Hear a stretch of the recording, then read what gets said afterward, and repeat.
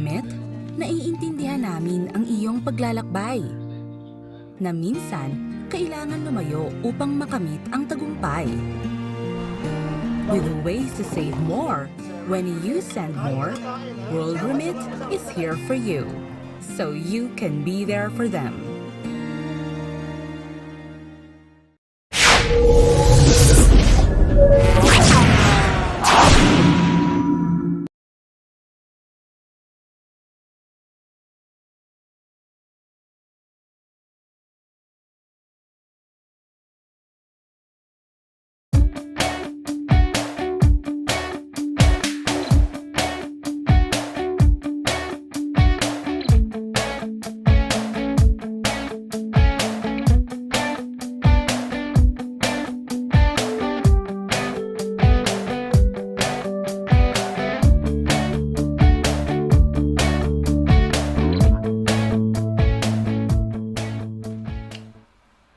Okay, happy Tuesday ho. Magandang gabi ho sa ating mga kababayan sa apat na sulok ho ng United Kingdom. Good evening, good evening, good evening, good evening. No? Ako po si SONNY LARAGAN. Siyempre, hindi lang ho dito sa United Kingdom. Magandang gabi rin ho sa ating mga kababayan sa apat na sulok ho ng Europa. So magandang gabi, good evening sa ating mga kababayan sa buong Europa and the UK. At siyempre, hindi lamang dito ho sa Europa napapanood at tayo'y napapakinggan at napapanood maging sa iba't ibang bahagi ho ng mundo. So sa Pilipinas, magandang gabi ho. Sa Amerika, magandang hapon. Hapon pa lang yata, no? 5-hour time difference sa New York, 8-hour time difference sa California, no? Tama, California. California. Yan, iniisip ko. Nalilito ako sa state at saka sa city. So welcome ho, no? Sa Australia, sa Canada, sa Middle East, welcome mo dito sa ating programa. Welcome, welcome, welcome. Happy Tuesday. Welcome mo sa programang Legal Advice Corner. Ayan, syempre, hindi ho ako, dun ho sa mga first-time viewers, hindi ho ako ang star of the show. Meron ho tayong, dahil Legal Advice Corner, kasama ho natin isang abogada, no? Abogada ho. Ayan ho, parang parang siya ang abogada ng bayan dito ho sa United Kingdom. Pakikilala ko na, no? Excited na ho kayo. Hindi naman ho ako ang star of the show. Ito ho yung ating Brains and Beauty na kasama, palagi ang kasama every Happy Tuesday. Walang iba, kundi ang managing partner po ng Deo Volentes Solicitors. Walang iba, kundi si Attorney DANNA QUINTO. Attorney, Happy Tuesday. Happy Tuesday, Mr. Laragan. Happy Tuesday. Tuloy po kayo. Welcome back to Legal Advice Corner. Ito na naman tayo sa ating social remote bubble. Magdadalawang taon na tayo dito sa social remote bubble natin, Mr. Laragan. Welcome back, everyone. Nako, bago tayo magsimula, let's greet, congratulations. Let's say congratulations sa lahat ng mga bar passers sa Pilipinas. Sa April 12, kanina ni-release ang mga ang mga bagong abogado na mga kumpanyero at kumpanyera natin sa Pilipinas. Congratulations to the young lawyers, or not so young kasi may mga alam tayo na second career nila ang pag-aaboga siya. So congratulations to everyone. Ilan ang pumasa, ilan ang examinees, ilan ang pumasa? How many percent? Ang pagkakaalam ko daw, quote me on this, I think 8,000 ang pumasa ngayon, and it's one of the highest. I think 70+%. We can look it up. Wow, galing. Bihira yan, bihira yan. 70%? Yeah, bar passers sa Pilipinas. Nakita ko lang kanina dun sa mga Okay. Mga ayan. Let's have a look ang percentage. Yeah, 72.28%. That's galing. 72.28%. Total 11,402 ang nag-take ng exam, at ang nakapasa 8,000 plus. 8,241 ang nakapasa. Congratulations to those new lawyers. Welcome sa industriya. Welcome to the grind. Alam mo ba we're talking about mga bar examinees and bar top-notchers. Alam mo ba na yung ating si Minister Fernandez, ano, first name ni si Noel Fernandez. Alam mo ba na yung dating yung husband ni Conjen Bernie Fernandez na nasa Milan? Si minister nando sa sa Canada. Did you know na he was the number 1 sa bar exam? Wow! Well done, Minister. Wow! What an amazing Dati feat. pero Well done. pero take 2 siya. The year before bagsak siya. Okay. That's a very interesting story. And then si Manny Guzman, alam mo halos lahat ng mga naging congen o consul natin dito, mga bar top notchers. Si Manny Guzman, number 2 sa bar exams. Wow. Oo. I don't know if you're aware, alam mo na nag-aral ako ng law, no? UE and Yes. Lyceum. Okay. May kaklase ako no, si anak siya nung sikat na judge na Pamaran. Pamaran nga ba si Claire? Ano ba apelido ni Claire? Sino ba yung hanging judge natin nung araw? But anyway, bumagsak siya na first exam. Oo. Exactly. Hindi na siya nakapasa. Meron akong kaibigan, laging bagsak kakilala. Sabi niya, he has bombarded. Ang ganda ng line niya eh. He has bombarded the high heavens with his prayers. Still, hindi pa rin siya pumasa, no? Talagang mahirap eh. Mahirap talaga. So, sorte-sortehan. It's a matter of English and grammar and good handwriting, no? Aside from the fact na kailangan tama yung sinulat mo, no? Oo. Hindi kasi, And it doesn't stop there yung journey nila as well. You know, you may bar top-notcher come on, or hindi, you could still, even if you're not a bar top-notcher, you could still have an amazing career, depende kung ano yung, you know, what you want to do with, with that profession afterwards. But nonetheless, credit where credit is due sa lahat ng mga top-notchers. Well done, saludo po kami sa inyo. That's a product of hard work. Talagang napakahirap at napakaraming sakripisyo ng mga bar examinees na yan. So, welcome to the grind. Meron ako, attorney, meron pa akong isang trivia para sa iyo, no? Normally, mga nagtatap dyan ng mga bar exams, UP, Ateneo, mga ganun-ganyan, no? Alam mo ba, there was one year, ang nagtap taga-UE. Oh, wow! Amazing. Yes, ito pa ang dagdag na trivia. Ilang taon siya nung naging number 1 siya sa bar exam? I don't know. I have no idea. Hindi, humula ka lang. Sige, parang hazard a guess. 25, 30, ano ba yun ba? No, not 25. So Normally, 30. pagka sa Pilipinas, pag nag-graduate ka ng pre-law mo, mga 21 years old ka natatapos, no? So another 4 years, mga 25, 26, pasa ka ng bar exam, 26, 27, ganyan. Ano siya? Yan ang mga average. Mga age. Alam mo, 50 years old siya nung nakapasa siya. Oh, 50 years old yun. So may pag-asa pa. May pag-asa pa yung mga hindi porke nasa 30s ka na o 40s ka mawawala ka ng pag-asa. In fact, when I was studying law, I was very young then, but my classmates were already in their 40s and 50s. Yeah. Naalala ko. Right. So, okay lang 'yun. Okay lang naman.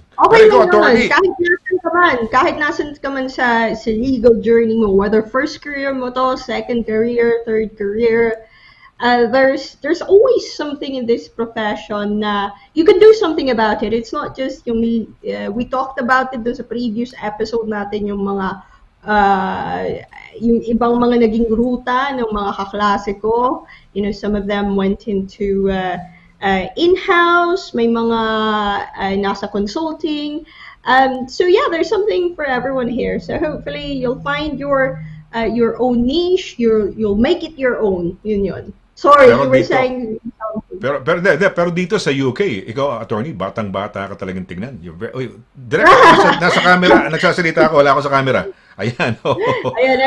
Sorry, nag-focus na naman ako. Pinalala ko lang kay Direk, ako na yung nagsasalita. Sumasagot na ako, wala pa rin ako sa screen. No? Okay.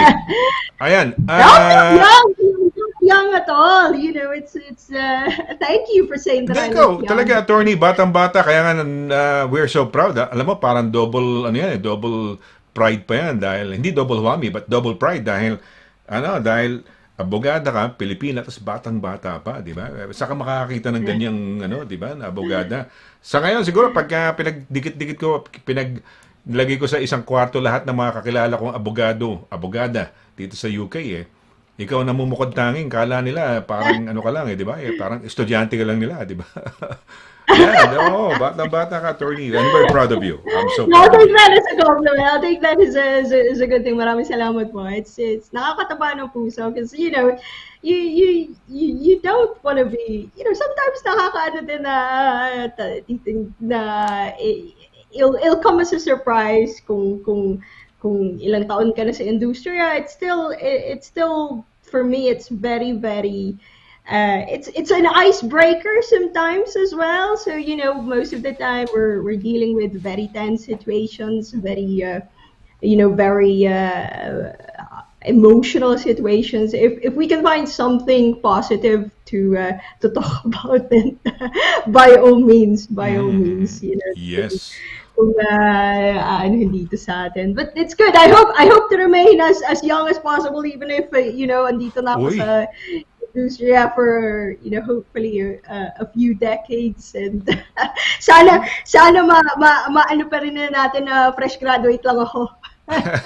Hindi, bigla nag-flash ang mind ko si Emmeline Rafael kasi attorney, di ba? Imagine at 75. She looks very youngish, di ba? Absolutely. So, yun. Absolutely. Ikaw, hopefully, dumating ka sa age na mga 50s and 60s, you might, Sana fresh graduate na rin. mukha pa rin fresh graduate, no? Batang-bata pa rin. So, yeah, and it's nice kasi, di ba? It's nice people would, gusto natin we look young. Kaya nga, di ba, if we how to look young, di ba? Yung may app yata, no? I don't know, merong weighing scale, attorney, na sinasabi yung age mo. Oh, yung body age mo. Ano ba? May mga ganyan May pala. body age. Oo. Natakot na nga akong pumatong sa scales, weighing scales, dahil nagsisinungaling eh. So, You look very slim, ha? Ay, talaga? Uy, thank you. You look very slim. You look very, very Oo nga. slim. Nakaka-proud. Nakaka-proud ang iyong health journey. Ang disiplina niyo ni Sol. Hindi ko maisip kung ako magsusurvive ng walang carbs for as long as you and Sol have done so to date. It's very impressive.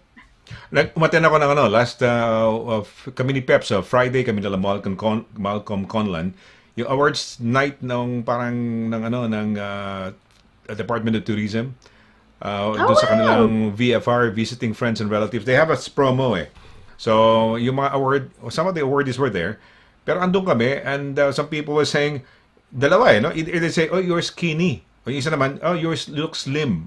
Sabi ko, ganun ba? Nice. Oh, skinny. So sabi ko, ganun ba? Thank you, ganun, no? Pero isa, skinny, no? Ano ba ang tamang term? You look skinny or you look slim?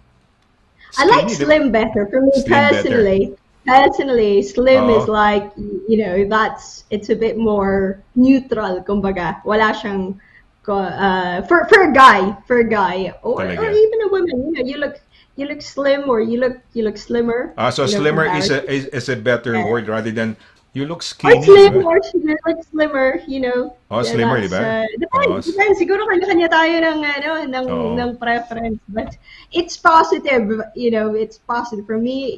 You're looking healthy and happy and slim. I think that's the most important thing. You're looking happy. Yan ang goal ko lang for this year. Just is to I'm eyeing a weight na I'll see kung yung sinasabi ko off air pero hindi natin pwedeng sabihin kanina. Yung if I achieve that, then okay na. Lalagay natin sa sticky note. Lalagay natin sa sticky note. Tapos kakain natin sa isang Tapos bubuksan natin sa end of the year. Ganyan Sabi ko ba sa yun? attorney, na-achieve ko na. Oh, gano'n, di ba? very good, It's one of those parang impossible feats to achieve, di ba? It requires a lot of work, di ba? So anyway, attorney, teka muna. Mukhang ikaw may tunog ganun, parang hindi ganun 100%. Are you not, may ano ka ba? May sipon or anything? Yeah. Ano ba? Tunog may, galing din ako sa trangkaso or Oy, ingat, ingat. sinusitis, siguro, I would say parang sinusitis for the last few days. Sabi ni Direk, ang ano mo ang tahimik mo ng weekend. Natulog na. Although I did see a friend. Wala akong mapicturean kasi mukha akong And then, naninibago sa'yo, attorney, yan mga tao dahil talagang you're so energetic eh. And then, I marvel at you. Kami, I'm sure, lahat ng mga kaibigan natin sa ka-social bubble natin, o family natin, that they're really, ang impression lang is, you're so bubbly, you're so active dahil, ano ba, taekwondo ba yan? That you run the marathon, you climb mountains, di ba?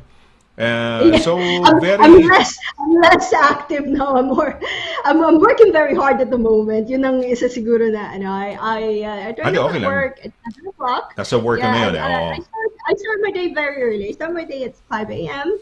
So I listen to some podcast, and then I'm at my desk at 7 o'clock. Anong podcast? Every day. Jay Shetty, just any podcast, just to Si just to Jay start. Shetty ba yung parang yung nagta-travel around the world na Yung may I think he mga. traveled around the world. I don't know if we mean the same person, but he's pretty good. He's very good. I like him very much. I like his book, Think Like a Monk. Hindi pa ako sponsored ni Jay Shetty. I really just like him. I think For me I think he's personally, the guy. He's the guy. I think may the may guy, assistant he's the yan May assistant. He's the guy that we're both are parang referring to, no? Nagkaroon siya ng assistant na nagsarili because he used to be the videographer of Jay Shetty, di ba? Jay Shetty, tama? Jay Shetty, yeah, Jay Shetty. Yeah. He released the book Think Like a Monk. I really enjoyed that book. I really enjoyed that book. So ever since I've been listening to his podcast. But I started waking up early. Siguro mga 1 month and a bit now, and that's worked for me. But I'm here at 7, and I still end my day at 5 o'clock. So sometimes it's been a very. I'm hoping to get a balance of it na when the weather is better. So sometimes I would go for a networking meeting on a midday. So bukas I'm going to see yung old boss because birthday niya on mag-shoutout lang ako. Advance happy birthday David Schreibert.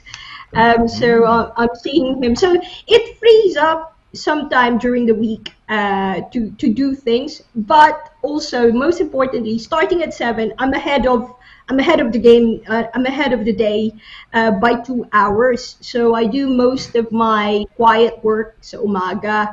So doon ako, ewan ko kung medyo napagod, bumaba yung sistema. Pero madaming umiikot-ikot ngayon, and that's the reason why medyo medyo parang may sipon. So kaya tahimik din ako, Direk Pao. Kaya natulog lang ako. Tama lang. You have to recharge. Tama lang yan. Recharge, di ba? Minsan, pag kulang ka sa tulog during the week, binabawi sa weekend yan. This is probably the most energetic I've been in the last week. Talagang, so talagang yung medyo down ka na konti sa sa pakiramdam mo, no? Naano talaga. And then not just me, nakahawa pa ata. Hindi naman daw COVID, pero because of the weather here in the UK at the moment, I don't know, now it's 15 degrees, weather update tayo, 15 Kanina, degrees 18. ngayon, pero last week, napakalamig, Yes, last week, grabe, grabe. Grabe, nag-1 paggabi. And it's already April, so mahilig po kaming mag-complain about the weather dito. Magpagaling ka, attorney, because you have this thumb, bum, and yung yes, hindi ako legs, bums, and thumbs. Legs, bum, and thumb. Yeah. Malapit hindi ko rin nag-absent din ako doon kasi may sakit. Akala ko you're preparing for your summer bod, sabi nga, di ba? Yeah, well. Diba? Well, we still have time. And the most important thing is magaling tayo, no? Even if we don't have, if we aren't able to do our legs, thumb, and bum, as long as medyo okay, kasi may work naman Okay. Lungs, nose, and tongue muna. Yes, oo nga, tama. we go into before we go into bago tayo magpunta sa mga pagbati, anong topic natin for tonight, attorney? Ang topic natin tonight, dahil Easter break, kapag Easter break, madaming mga nag-aaway ng mga separated parents kung sino ang sino ano ang hatian ng mga holidays ng mga bata. So this is a guide to child arrangement orders in the UK. Both, we're gonna tackle orders that the court can make and the process in itself. So kung kayo ay nag-aaway, if you're recently separated and you haven't really agreed kung ano yung hatian ng time nyo sa anak, then this is something that might be of interest to you. Especially ngayon, as I've said, mga Easter break, dyan may mga classic na mga pagtatalo kung ilang days dun sa kabila and ilang days dun sa kabila. So that's the reason why that's the inspiration for today's topic. May quick question lang pero wag mo sagutin ha. Diyan ba, di ba, we've been discussing prenuptial and then sabi mo pwedeng palitan say after 5 years, 10 years, ibig sabihin nag-change, pwedeng mag-change. Ito bang guide to child arrangement orders? Say for example, what was initially set, is it already set in stone or pwedeng baguhin pa? So wag mo muna sagutin yan. Sasagutin ko mamaya yan. Mamaya yan, no? Yan ba'y, kunyari, natapos, nagkaroon ng arrangement, yan na yan, nakaset in stone, or is it still changeable just like the prenuptial? Hindi ko, para hindi ko makalimutan. Sige, attorney, sige. Okay, alright, so ready na tayo? Tayo po ay magbabatian. Take it away, Direk.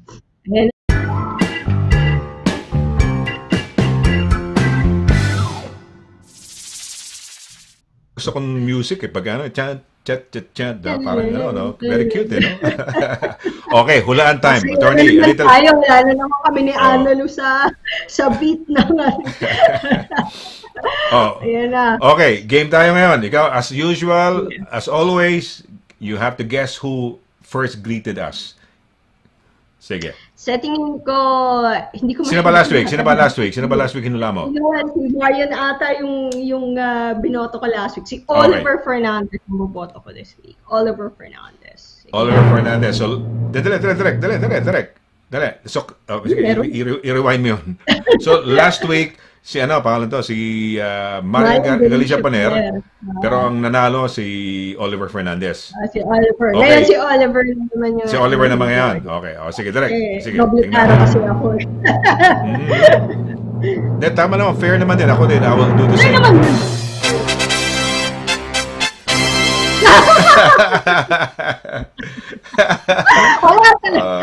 Oo nga, no? Pagka pinagbaliktad mo, no? Nagbaliktad din ang result, no? So, mailap, ano? Mailap, oo. Pero more or less, andun na, di ba? Andun na siya.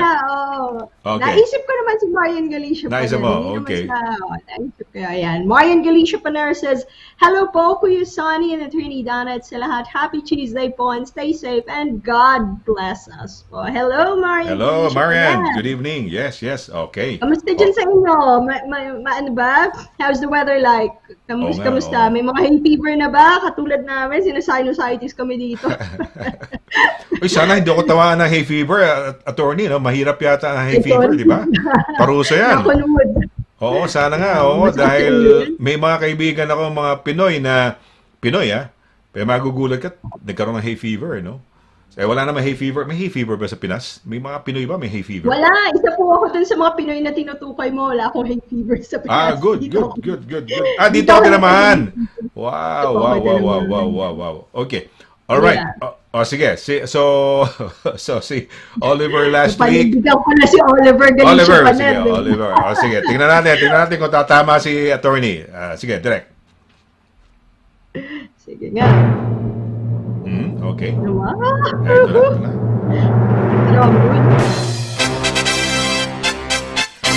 Yes. Tama. Okay. All right. Happy Family Law. Ayun. Happy Family Law Learning Tuesday to all the viewers of Legal Advice Corner. Let's give our brains a workout. Yun, gusto ko yan. Hope everyone's keeping up with with their tiis ganda exercise regimes for this summer. O nga, no? Tiis ganda regime. Gusto ko yan, ah. You have to love it. You have to love it. You have to love it. Misa kasi yung eager, di ba, yung tao sa simula nang excited. Mamaya-maya parang tinatamad na o kaya parang nakabore naman to, walang nangyayari, ganun.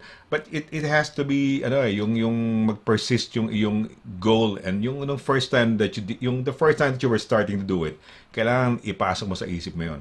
Kailangan ganun, yes. Oh, kasi you will have to give up di ba? Baka mag-give up ka, baka ma-discourage ka. Mawala na yung dating mo, di ba? Excited ka noong una no? So, okay. Yeah. Sino pangatlo, attorney? Pangatlo, Rudy Libroho. Hindi lang, naisip ko lang. Rudy. Sige. Rudy Libroho, tingnan nga natin. Kakaiba yan. Dahil bago. Hoy! Galing! I didn't cheat. Rudy, appear tayo, Rudy, virtual high five. Happy Tuesday, beautiful people. Happy Tuesday. Oh, happy Tuesday. Kakaiba to. Hindi siya ganun ka, one of those first, but at least ngayon, nakapasok si Rudy, no? Ngayon. One of the Minsan first. si Rudy nakakapasok sa top 3 Pag, Ayan. Nakakapasok ba si Rudy? Pag minsan. Ako. Okay. Ay, si Tita Cora. Let's Ma'am welcome Cora. Tita Cora. Ma'am Cora. Hello, Sir Sonny, Attorney Dana, at lahat. Maganda at masayang gabi. Maganda at masayang gabi din po, Tita Cora. Ma'am Cora. Nako. Ayan na si Tita Emmeline. All cups. Ayan So na. he's quite fine. Hello, everyone. Good evening, The Sonny birthday and celebrant. Attorney Dana. Hope you are all well. Nako, birthday month niyo pa rin. So happy birthday pa rin, Happy Tita birthday. Emmeline. May hangover pa tayo ng birthday mo. And thank you for getting us all together doon sa iyong event, no? So, nakakatuwa at nagkita-kita tayo. So, yeah. Saya talaga ganun, Saya talaga. Yeah. And we're looking forward to summer, no? Hopefully, sana makalabas-labas na tayo ng summer. And, it's nice to be together. Ano ba ngayon? May Barrio Fiesta ba? Ano bang, may balita na po ba tayo sa Barrio Fiesta? May sinasabi ka, di ba, na mga bandang malalayo, mga bandang South. We'll have to check with Bariwan, no? Tawagan mo. Meron ba tayong tawagan natin? Tawagan natin Luis. live. Pressure natin siya. Tawagan natin live. Pressure natin yung sagot ngayon. Dali. Tawagan natin. Tawagan natin. Sige. Pero in the minute, in the meantime, sino yung Sino yung si Rachel. Rachel Katuisa. Yes, good evening, Attorney Dana and Sir Sonny. Maganda at masayang kaalaman sa ating lahat. Nakakatawa enthusiasm ng mga kababayan natin dito sa Dagdag Kaalaman Day. Yan na. Leslie Akaban! Ito na. Dana, sandali. Ito na. Luis, magandang gabi sa'yo. Magandang gabi, yes. Yeah. Well, ano tayo? Well, ang dami nagtatanong sa akin on air, no? Kung meron bang Barrio Fiesta ang the pinakamalaking Barrio Fiesta, meron ba? May chance ba? Ano bang 10%, 20, 50? Asan tayo? Sabihin natin on air. Mga kaibigan, si Luis Bariwan ho ang head ng ABS-CBN dito sa UK. We're still planning something this coming July. So just watch out for that. We'll certainly delight you with the new format that we will be introducing. So watch out for the big event. We're still at the planning stage at this point. Good. Well, that's good. Sana matuloy. Sana matuloy, Luis. The pandemic. So the venues and the resources required to mount such a big event. Medyo challenging at this point, but trust that we're trying our best to deliver that to our kababayan. Good. Well, yun lang kasi I've been pestered with a lot of aside from the advertisers and from the people, no? Some people na na mga kakilala natin who would yun. So pasensya ka na, ginulo kita ha. Luis, thank you. Sorry. We'll definitely inform everybody in due course. But rest assured, we're working very hard to deliver an event in London this year. Hindi kasi naging nakaugalian, nakasanayan na kasi ng Pilipino yung ginagawa ninyo, Luis, with the Philippine Center, no? So, hopefully. That very much.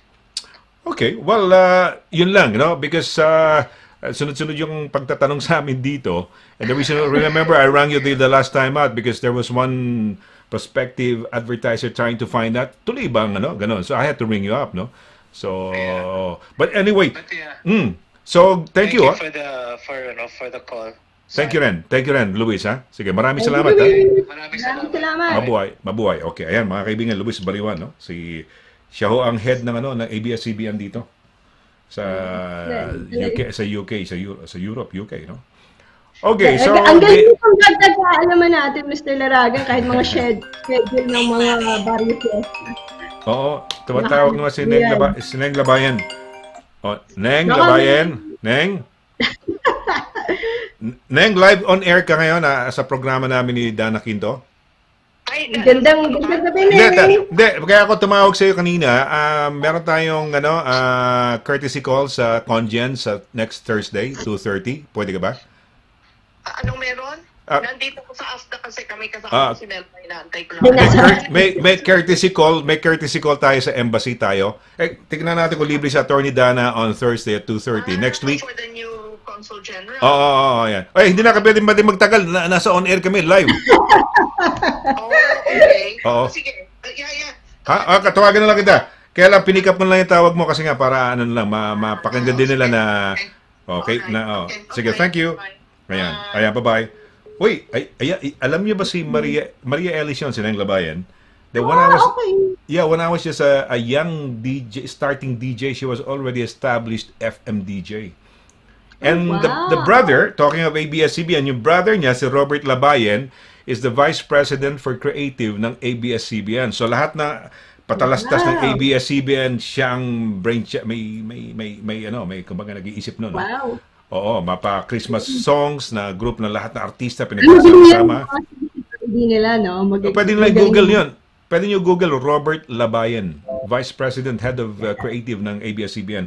And he was pirated by the Lopezes from the siya yung wonder boy ng ad industry. Kinuha siya to be in charge of creative ng ABS-CBN. Wow. Robert Labayan. Kaya si Neng Labayan yun ng dalaga, ngayon Maria Ellis na. Ayan. Okay. Kaya pala. Okay. Yes, yes. Si Leslie yung kanina yung hi Leslie, and this is Edgardo. Edgardo says, a blessed Tuesday to Mr. Laragan, Attorney Dana, Direct Bow, to the viewers. Jubilee and Northern Lines going west and south are busy. Yan ang ating roving reporter. Lots of learning again. Thank you. That's Edgardo Cagastian. Reporting live from Nami-miss kita. Reporting live. Nami-miss ko siya. Pagka it's nice to have kita ulit. Misa mag-coffee tayo, Edgardo, ha? Pagka hindi ka busy as an accountant, ha? Sige, okay. Sino susunod? Yeah.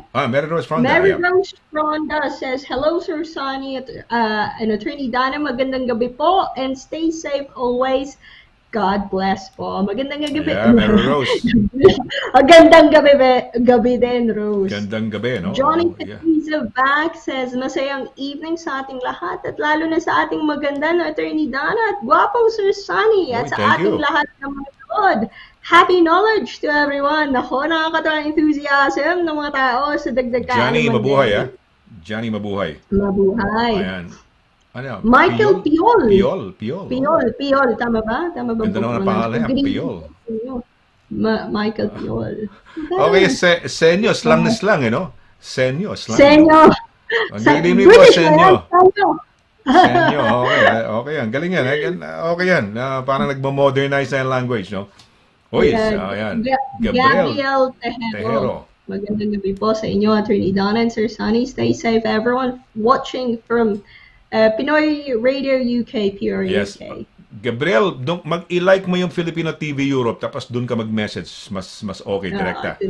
Ayan, okay. Si Jordan Delfino. Good evening from Hong Kong. Oh, yeah! Hello, Jordan. Watching from PR UK din siya. Yeah, PR UK. Hong Kong. Saan yata? Sa Shanghai ba yun? O saan yung may COVID na naman? Parang merong yata, lockdown sila. Meron na naman ba? Shanghai ba yun? O sa China? China. Oh, yeah. Oo, China. O nasa BBC News eh. Throwback na naman tayo ng March 2020. Oo nga. Diyos ko. Ay, naku. Ayan, si Sheena Ano pa na? ata matatapos? Sheena ni Nay? Sheena ni Nay. I think Ni Nay. Sheena yan. Sheena ni Nay. Sheena ni Nay. Yeah, Sheena good ni Nay. evening Correct. all, and to Attorney Donna and Sir Sonny. Happy Tuesday po. Happy Tuesday, everyone. Okay, happy Tuesday, everyone, no? Stan Oh, Levy Lee. Si Stan Lee. Magandang gabi po, Sir Sonny, at sa lahat pong nanonood. Maayong gabi, Stan Lee. Longgo yan eh. Kay Longgo yan. Stan, good evening. Good evening. Mabuhay ka, ha? Ayan, mabuhay. JC Glover. Oh, sounds quite British. Magandang gabi, Sonny Laragan, pero Pilipino. Tagalog na Tagalog eh. Parang galit siya, no? Magandang gabi, Sonny Laragan. Parang galit, no? Joke lang niya, JC. JC lang. Joke lang. Yeah. Daniel Mendoza, ganda ng apelido, parang Daniel Mendoza. Artista parang ba? Celebrity Daniel. Parang Daniel Padilla, ganyan, no? Daniel Mendoza. Magandang gabi sa ating... Sitting lahat. Sa ating lahat. Happy blessed po. Pagka nagmamadali ka, nagkakamali, no? Hindi niya na inedit attorney, no? Basta bahala na lang, sige, diretso na. Sa ating lahat. Sa ating lahat, yes. Uy. Ayan, yes, looking slim na si Sonny and you looking young, same as with Attorney Donna, looking sexy. Nako, Tita Emmeline, ikaw po ang looking young, looking beautiful as always. Ay, pero looking sexy ka, attorney, ng nung birthday ni Emmeline, ha? Thank you. Siguro talagang nakakatulong yung mga physical fitness, no? Mga physical mga regimen mo, no? Yes. Rosemary Guban. Okay. Rosemary Guban says, hello, Attorney Donna and Sir Sonny, and to everyone, good evening and God bless. Ayan, daming good vibes. Marami tayong sige, good. No? Paula Ainza Luna, magandang gabi po sa inyo, Attorney Donna and Sir Sonny. Stay safe, everyone. Stay safe. Paulo, good evening. Paulo. I'm sorry, Paulo. Marilyn Jones says, Attorney, good evening, Sir Sonny, Attorney Donna, and to everyone watching. Ganda na apelido niya, no? Jones, Marilyn Jones, no? Sila ba mga sikat na Jones? Sila Tom Jones? Sila ba mga Jones na, no? Sila Tom Jones. Tita Emmeline says, stay well and stay safe, Attorney Donna and Sonny and everyone. Yes, stay safe pa rin. Kasi madaming umiikot talaga, guys. Yes. Yan si Analu. Yan na yung si Analu Antipuesto. Si Analu, Hi, Analu. Amazing evening, Attorney Donna and Kuya Sonny. Amazing evening, everyone. Ako, Analu, amazing evening then to you. Amazing evening. Good evening, Analu. Ay, bago tayo. Windy Vasquez Palad. Hello, Sir Sonny and Attorney Donna. Have a lovely evening, and to everyone who's watching. Yes. Ayan. May Wendy, may Windy, no? May Wendy, no? So, talaga windy talaga. Windy, Windy, okay. Chapter ng weather, very cold and raining. Ay, nako, dito ngayon. Ay, kanina naglakad ako, attorney, naglakad lang ako saglit, nagpa-araw ako. Parang yung vitamin D. May araw ba kanina? May araw kami sa London. May araw kami sa London, Kaya lang, hapon na ako nagpa-araw eh. Meron bang time na best time to, yung parang healthy na, meron bang unhealthy na sun o may healthy na sun? Ano ba maganda sun? Umaga yata, no? Dito sa UK. Iba sa UK? Dito sa UK, kung ano lang yung makuha mo eh. Yun na yun.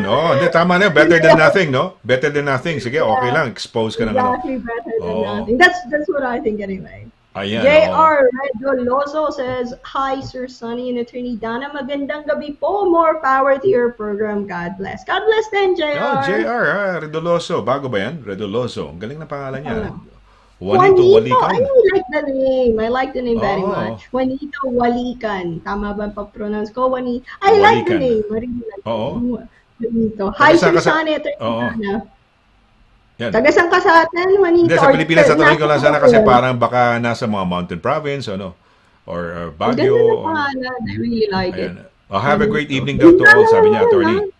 Okay, sige. Alright. Okay.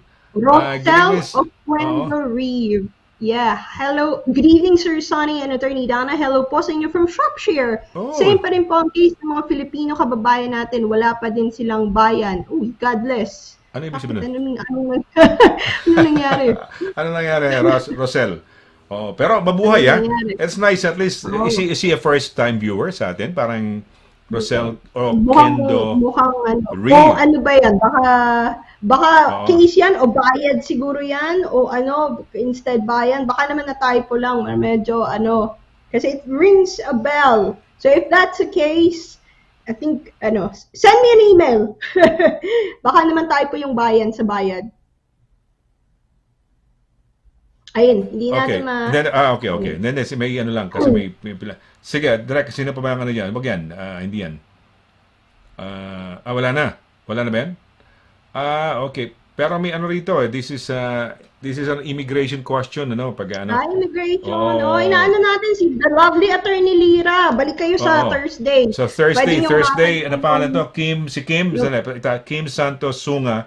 Kim, sa Huwebes ka na manood? Ay, friend ko yan si Kim. Kim, ganun ba? tinanong ko yung, friend ko sa Facebook. Hindi ko siya friend from, pero nagtanong yan sa akin. Tinatanong ko pa sa Immigration Department, Kim. Pwede rin. Pwede kay attorney. Kay attorney Dana. Sige. Okay. At least pwede na naman sa inyo. You handle immigration din naman, di ba, attorney? Sige. Tinanong ko din yung question niya. Haven't forgotten about yun nga lang. Hindi ako yung... Hello, Ma'am Dana. Ito pala. Okay. Sorry. Good evening po sa inyo. Hindi ko makita direct. Masyado maliit doon sa screen. Na-approve daw yung visitor visa. Pero hanggang nasa kasi hinihintay. Kasi yung vignette, you're allowed yung sticker to come here. Tinanong ko, Kim, hinihintay ko pa yung sagot ng Immigration Department because we specialize in different areas. So, if I get a question, I always put it forward dun sa Immigration Department para alam natin na eksperto yung... Yes.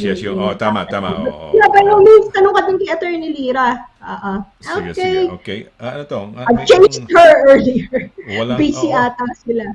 Wala pa po sila. Bayad yung mga Filipino. I think I know the case. Wala pa rin Wala pa bang po bayad. silang bayad yung mga Filipino-Spanish natin. Wala. Okay, Orcel. Kayo ba yun? Nga pala, wala pa rin bayad. Sige. Okay. I think I reply nung huling, nag-inquire ka. But, ito yata yung Ito yata yung may... ito yung may care home yata sa sa may bandang Shropshire, na Pinoy yata may-ari, Okay. Nakakalungkot yung mga ganun Nakakalungkot. na Pinoy at Pinoy. Yeah, Ay, that's just my two cents. Pag Pinoy at Pinoy, medyo nakakalungkot. Okay, so we're gonna have a short break. Pagbalik natin yung pinag-uusapan natin yung A Guide to Child Arrangement Orders. Hindi ko alam kung dapat mo sagutin yung question ko parang teaser question ko or later on na yun. Sagutin ko na Pwede ngayon rin, para pwede mabigyan. pagbalik natin. Sige, pagbalik natin. Okay, ito na ho. Pagbalik na kasi yun na official na Okay. Pagbalik na direct. Attorney, pagbalik na. Okay. Huwag ko kayong alis, Ito, A Guide to Child Arrangement Orders, pag-uusapan natin. Saglit po lamang, huwag ko kayong alis.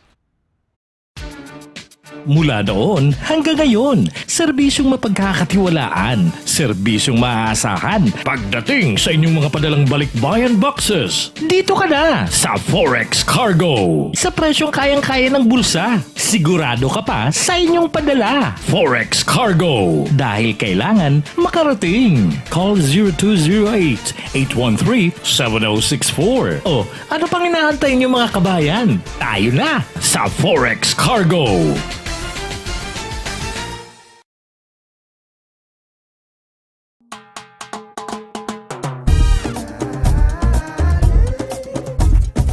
%, all natural, tasty, healthy, versatile, 4 unique flavors. Taste a real sauce. Galettos.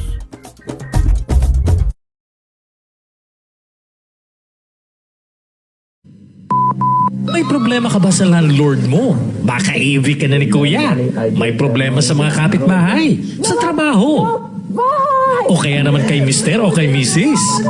Away tungkol sa mana, mga may utang, mga aksidente, daing o laban sa ospital or sa NHS, harassment, o baka naman may stalker ka na gusto mong ireklamo. Punta na sa DV Solicitors para matulungan ka pagdating sa mga litigations at iba pang mga legal concerns. DV Solicitors at 2nd floor, Howard House, St. John Street, Bedford, MK42 0DJ. Tumawag sa 01234-350-244 or 01234-225-188 o kaya naman mag-email sa d.quinto@dvsolicitors.com. Visit our website at www.dvsolicitors.com.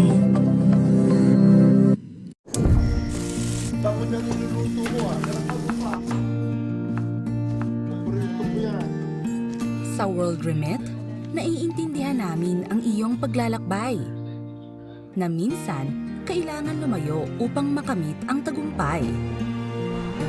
With ways to save more, when you send more, World Remit is here for you, so you can be there for them.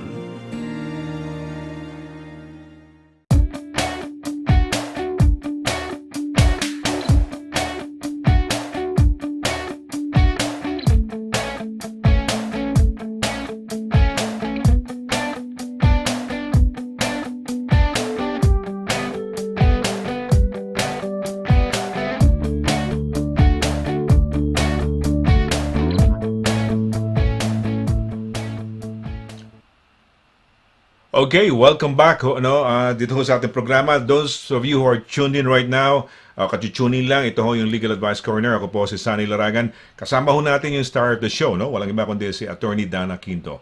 Attorney, good evening once again, no? Narito na tayo sa ating topic. Pero during the course of the sasagutin mo ba kagad o parang you go through your at baka along the way mababanggit mo, hindi naman? Sagutin na natin para ma-explain natin. Yan ba yung nababago kunyari, no? Di ba sabi mo, dahil mag-Holy Week, baka magkaroon ng mga problema, di ba? Pag nababad na magkakasama mga tao, nagkakaroon ng problema, mga child arrangements. Sige. Yan ba yung nababago pa, attorney? Kamukha ng pinag-usapan natin sa prenuptial, no? Kung ano yung initial, pwede rin mabago after a few years kasi baka nagbabago sitwasyon, no? Pati sa last will and testament, pwede mo rin baguhin, di ba? As you go along, di ba? Yan ba nababago rin or set in stone na yan? Nababago dahil ang paramount consideration dito hindi kung ano yung napagkasunduan nyo, but kung ano yung best interest ng mga bata. So kung sa best interest ng mga bata mag-move on na kayo dun sa arrangement dahil iba na yung needs nila, iba na yung dynamics ng buhay nila, iba na yung edad nila, so iba na yung schedule nila, iba na yung gusto nila mangyari, iba na yung mga interest nila, then the parents should have the flexibility to talk to each other and agree an updated arrangement as you go along. And we'll go through it, we'll go through the process, kasi hindi naman lahat ng pagkakataon nag-a-agree kayo kahit dun sa pag-a-update ng children arrangements order nyo. So this, hopefully, will give you an idea as to orders that the court can make, as well as the process if you can't agree between yourselves. So child arrangement orders, it involves what we call private children law. Ito yung area ng law where a parent can exercise their parental responsibility and ask the court to make orders regulating, ito na yung mga wording natin, iba na kasi hindi na po natin tinatawag na custody yan, hindi na yan yung mga wording ngayon. The wording is live with, who shall the child live with, who will they spend time with or have contact with. Ang ini-encourage namin is for parents to still reach an agreement, whether ngayon, in 2 years' time, in 3 years' time, in 5 years' time, to reach an agreement on what is in the best interest of the children. So, kung may na-agree kayo ngayon, actually yearly, it's very good to review things. Every start of the year, calendar year, and start of the academic year. Kasi titingnan mo, baka teenager na. Last year, hindi pa teenager yung bata. Ngayon, teenager na. So, iba na yung extracurricular nila, iba na yung hobbies nila, iba na yung schedule nila. So, you might want to adjust, tweak yung mga contact arrangement nyo to suit the best interest of the child. So, yun lang. Napakasimple ng law sa area na to, private children law or the children arrangement orders.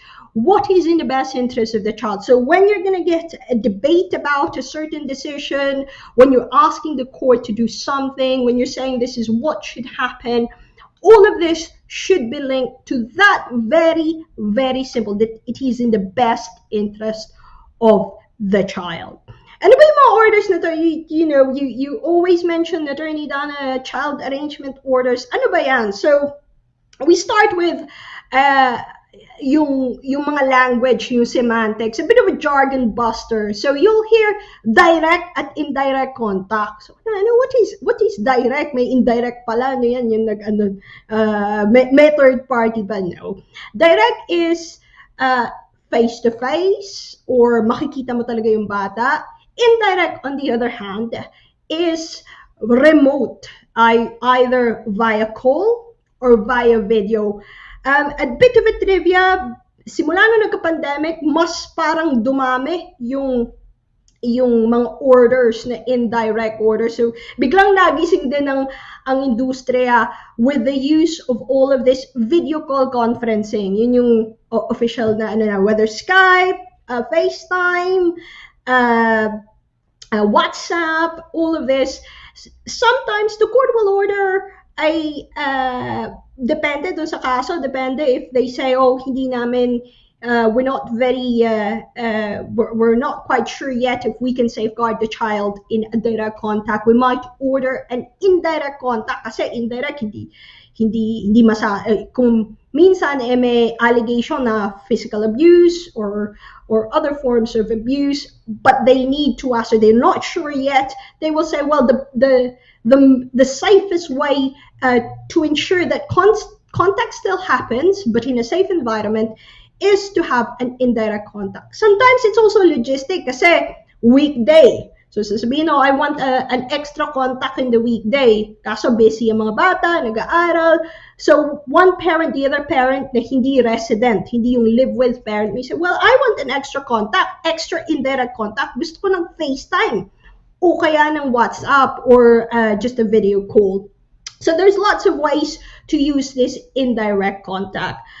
The starting point of the court is positive, mas maayos na may relationship yung bata with both parents unless there are really serious concerns about the other parent na may risk that involving that other parent in the child's life will be more detrimental than positive.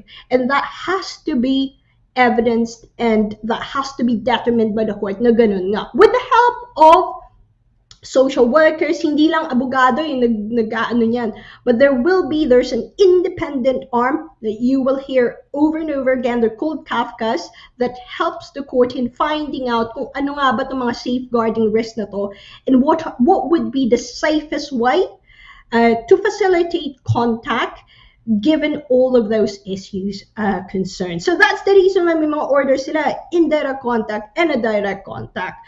So sometimes if you feel na hindi pa ready sa direct contact, that's the reason why we propose indirect contact. And definitely during the pandemic, napaka-useful po. So nung mga time na lockdown, napakadaming mga direct contact na nag-convert to indirect contact. Kahit na sabi ni Mr. Laragan, set in stone. But then during that time, magic word, best interest of the children na hindi sila lumabas, na hindi sila ma-expose. So parents had to adjust. Parents had to move on from that letter of the law to what we call the spirit of the law. The spirit of the law is the spirit of that order is to ensure positive but safe contact for the children. So kaya nga noon dun sa time na yon, napakadaming puro FaceTime, WhatsApp, and then when it was better, nandun na sa mga park, and so on and so forth.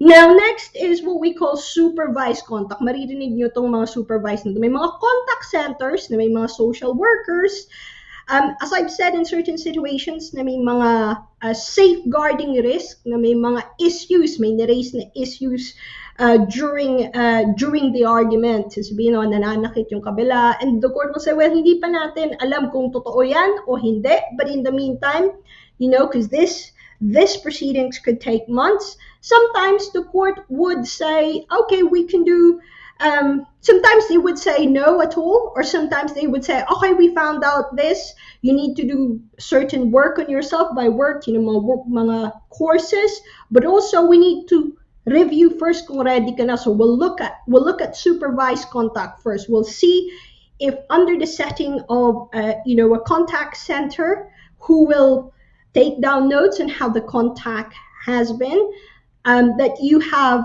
proven na walang safeguarding risk nga. So most of the time we call it a step order. So dahan-dahan, supervise muna bago unsupervised para nga makita na wala na yung safeguarding risk. Supervised contact centers, it's paid per hourly. Yun ang sometimes problem ng mga fathers because resources or funding may be an issue. But ang inaano ng court, this is not forever. Most of the time, it's only for a certain period of time.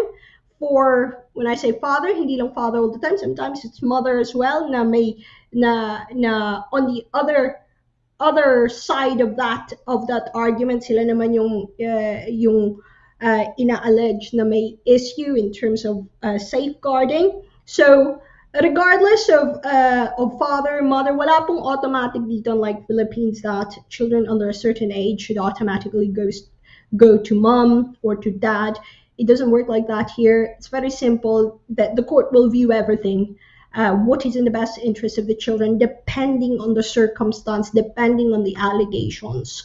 So contact center, may mga contact notes, yung mga caseworker dyan. So they will observe kung kamusta yung bata, kamusta yung parent dun sa interaction niya dun sa bata, and whether wala ngang issue, walang parenting skill issue, walang physical abuse, walang physical chastisement na, or over physical chastisement na nangyayari, and so on and so forth. So when the court makes orders, sometimes hindi automatic na, oh sige, tapos na, you can go see the child. Sometimes it's what we call stepped order, dahan-dahan, supervise muna, indirect, supervise, and then the unsupervised order, and then overnight contact. The overnight is, you can spend overnight weekends with the children, and then a long-term order would normally involve kung ano yung hatian nyo. Di ba sabi ko, inspiration nito is bakasyon na naman. So normally, may mga konting argumento kung sino ang mag-aalaga sa mga bata during this time, who's gonna look after this time. So long-term wise, it would be good for you to agree, or the court will make an order if you fail to agree about who's gonna look after the children during Easter break, after Christmas. So yung normal orders dyan is alternating Christmas, alternating kayo as to yung mga school holidays, birthdays, most important, Mother's Day, Father's Day, and so on and so forth. So talagang kukunin mo yung kalendaryo at titingnan mo kung ano yung mga notable dates for the family, and see if these dates need to be discussed beforehand. And then you look at that each year, look at that against kung ano yung needs ng mga bata, and hopefully you can agree. Kahit may order na kayo na nag-umpisa, the court hopes that you can be flexible at bearing in mind what is in the best interest of the child. Ngayon, ang tanong dyan, anong proseso? You always say, sana you can agree, but then minsan hindi yun ang nangyayari. Sometimes, people have legitimate concerns about the other parent, and they will say, well, I want these concerns to be heard, to be investigated, to be determined by the court before I agree to a contact, because it is in the best interest of the child that these potential safeguarding issues are dealt with or clarified. So the first thing that happens, sometimes it's the parent who's not getting enough contact who will apply to the court. but not necessarily. So sometimes it's the parent who wants a specific issue to be determined. They can apply to the court as well, or minsan sinasabi takot ako na dalhin sa ibang bansa yung anak ko na ilabas at hindi na ibalik sa jurisdiction ng UK, so that's also a potential reason for that. But it all starts with an application to the court. So may forms, balik na naman tayo sa mga forms. May forms na i-fill up. It's called C100. May extra form kung may safeguarding issue, C1A. So you submit that to the court, and then the court will process that and will give you a listing for a first hearing. Yung first hearing, sinasabi ng lahat, yan na ba? Yan na ba yung final? No. The first hearing is actually called First Hearing Dispute Resolution Appointment. So, napakahaba, FHDRA. Basically, the court with Kafka's, they will try as much as they can, depende sa seriousness ng mga allegations. They will try for parties to agree, some issues, all issues if possible.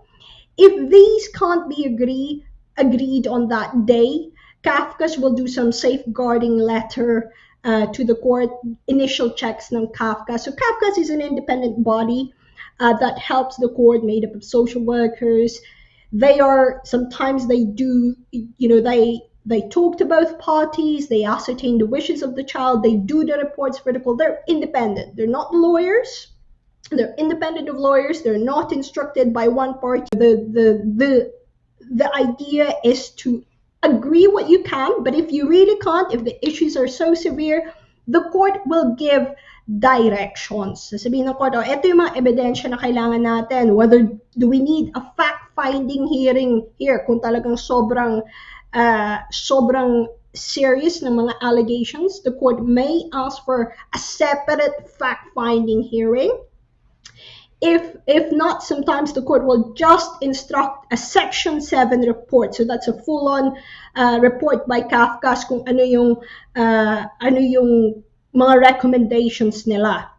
So that's, and sometimes, if the court wishes for evidence, witness statements from parties, then the court can direct that. So the court will say, okay, you can't agree, I'm gonna give a route. May ruta kayo kung ano yung gagawin ninyo so that I can take you to the next stage. So either fact-finding, kung kailangan ng fact-finding, we'll get to the facts. The court will determine the facts so that Section 7 report can be done.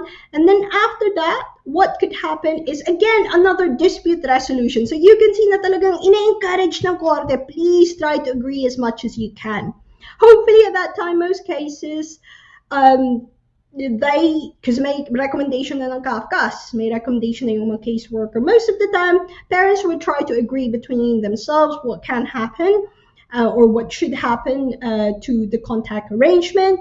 If they can't agree, then it goes to a final hearing wherein the judge, with, again, the assistance of Kafka's, will order a final children arrangement order in respect of how who will the child live with, who will the child spend time with, and ano yung frequency.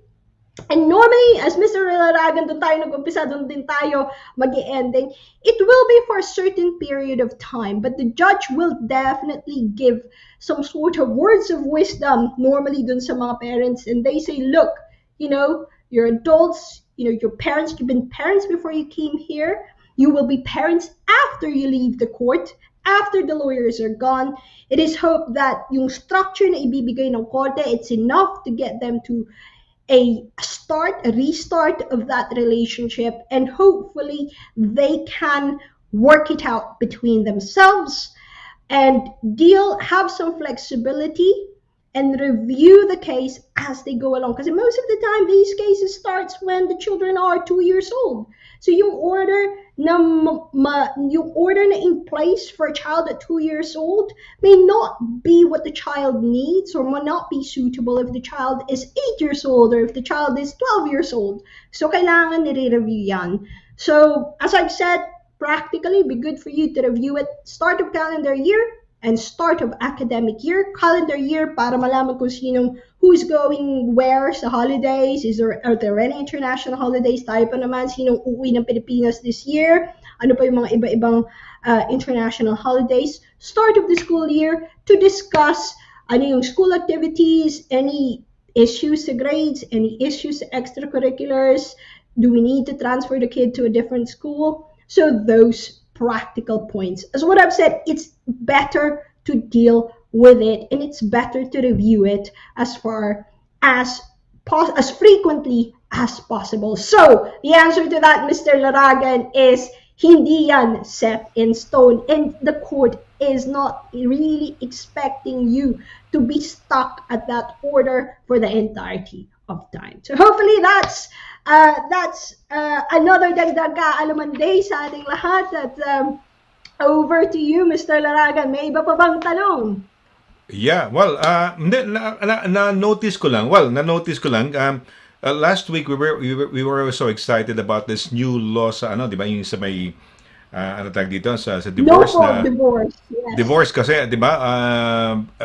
Wala nang no one to blame na. Wala nang blame No one to blame, yeah. No one to blame na. So that was starting on the 6th. Pero also the language has changed there, no? Yung for example, yung decree naisay conditional order, tapos pagka absolute decree, absolute final order. Ito bang sinasabi mong nag-change yung from custody, you don't use the word custody, it's now live with or have contact with? Ano yan? Kailan pa yan?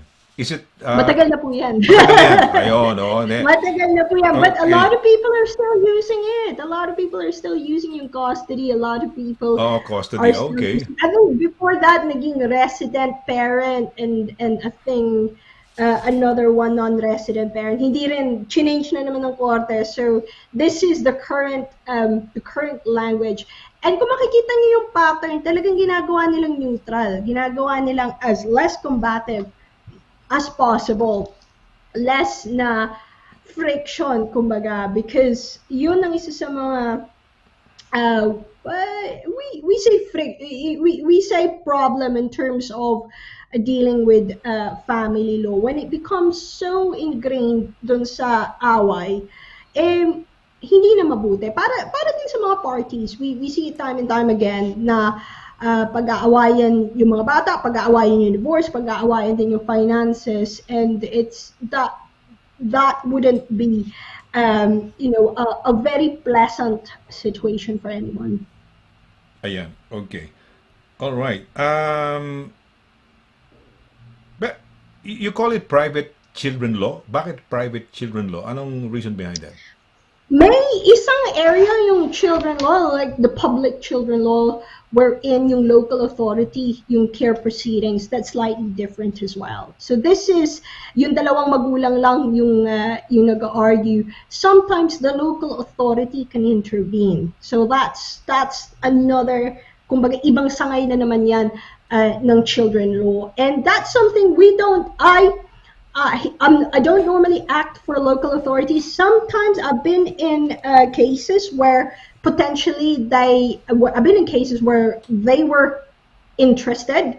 They've been a party, but because we are not a legal aid firm as well, so we tend not to get involved in those cases. We have had cases na represented sila, meron silang interest, but it tends to be serious. It tends to be a different kind of serious kasi alam mo pag local authority is potentially going to be a party, ibig sabihin may possibility that they might apply for the guardianship of the child, which is for every parent that's a very very problematic situation. We don't want that to happen when local authority says, you know what, this is such a toxic situation for the child, we're going to apply for us to intervene. That's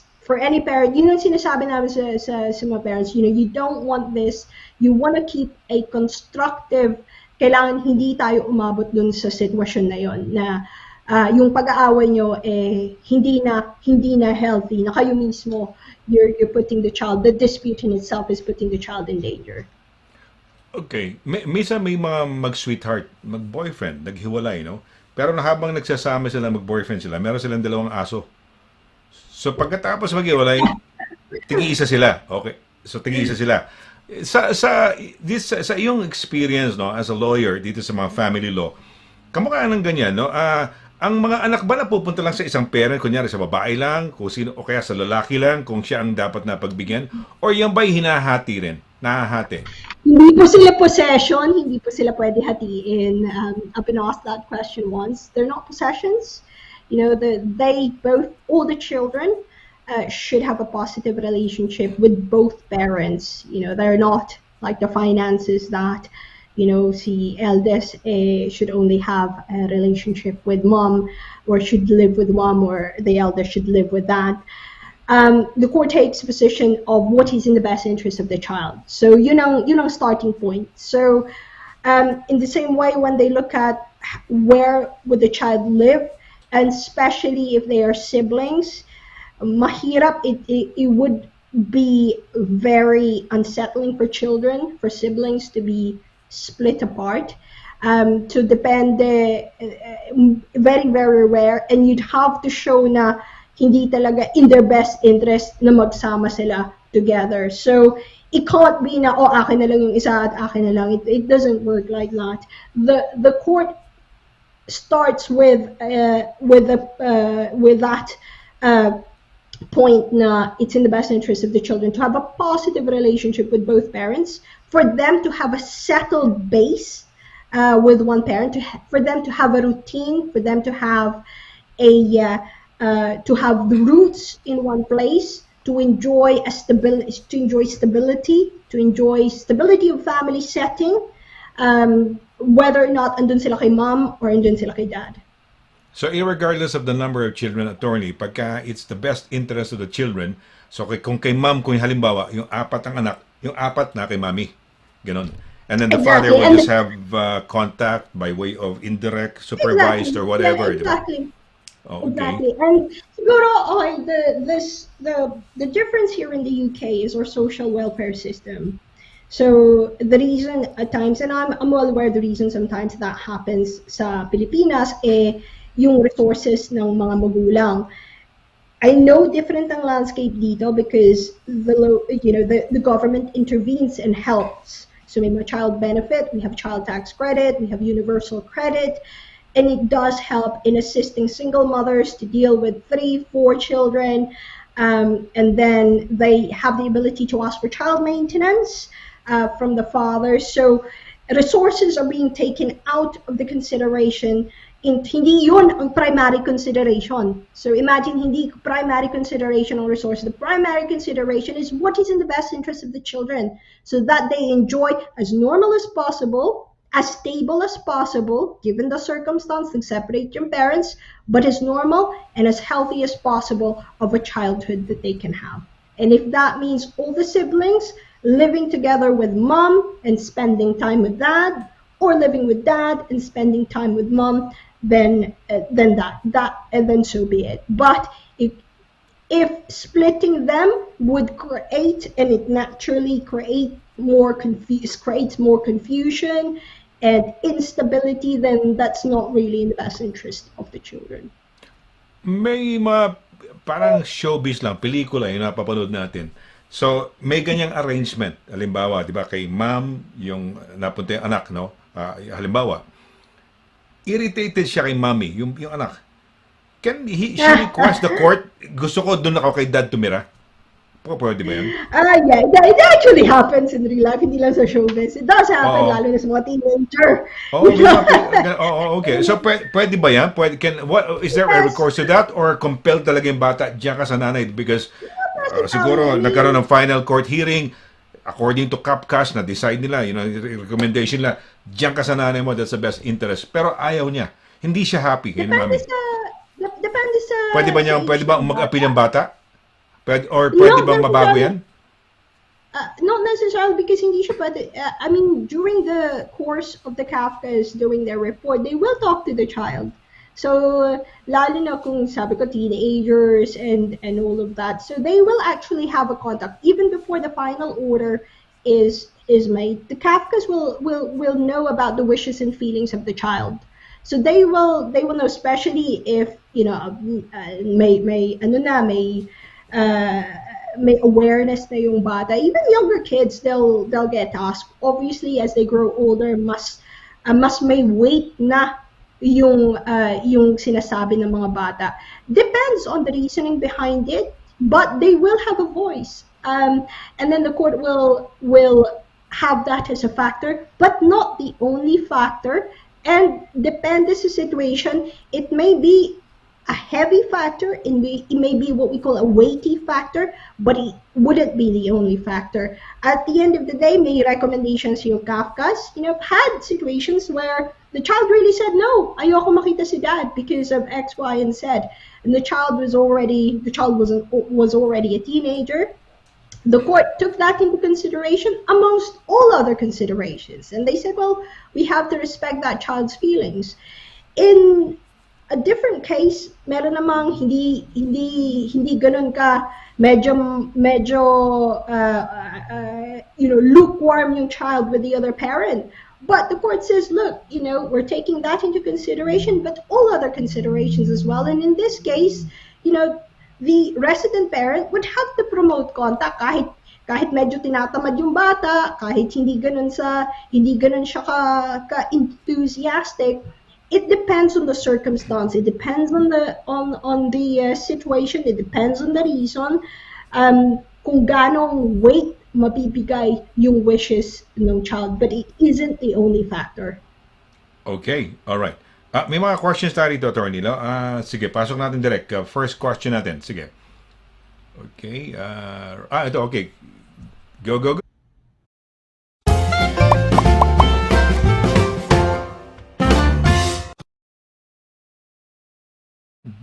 Talaga ng sound effect nito. Okay. Umuunlad pa talaga tayo, Mr. Laragan, sa sound effect. Oo nga, oo. Direk, okay ba tayo dyan? Baka mamaya biglang mawala tayo sa na? Okay na ba tayo? Naka-clear na ba tayo? Napa-clear mo na yan? Sige. May question tayo rito from Des M. Sige, okay. Des M. Hello, Attorney Donna and Sir Sonny. I'm a Filipina, married to British, and meron po kaming dalawang anak. I work Saturdays and Sundays only, meaning that's all the money that I have.